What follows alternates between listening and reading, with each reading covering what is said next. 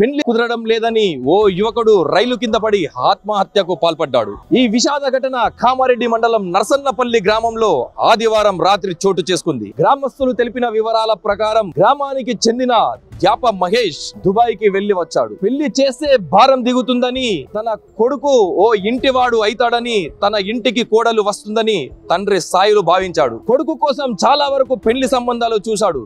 అయినా ఒక్క సంబంధం కుదరలేదు.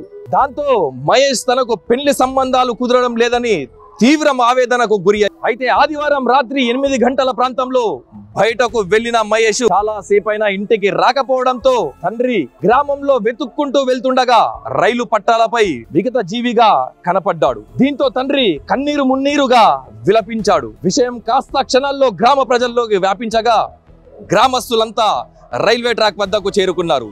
ఈ ఘటనతో గ్రామంలో విషాద ఛాయలు అలుముకున్నాయి. యువకుని ఆత్మహత్య రైలు అధికారులకు చేరవేయగా తండ్రి ఫిర్యాదు మేరకు కేసు నమోదు చేసి మృతదేహాన్ని పోస్ట్మార్టం నిమిత్తం ప్రభుత్వ ఆసుపత్రికి తరలించారు. ఒక్కగానొక్క కొడుకు మృతి చెందడంతో తాను ఎవరి కోసం బ్రతకాలో అంటూ తండ్రి ఆవేదన గ్రామస్తులను కలిచివేసింది. మహేష్ మృతితో ఆ ఇంటికి వారసులు లేకుండా పోయారని గ్రామస్తులు ఆవేదన వ్యక్తం చేశారు.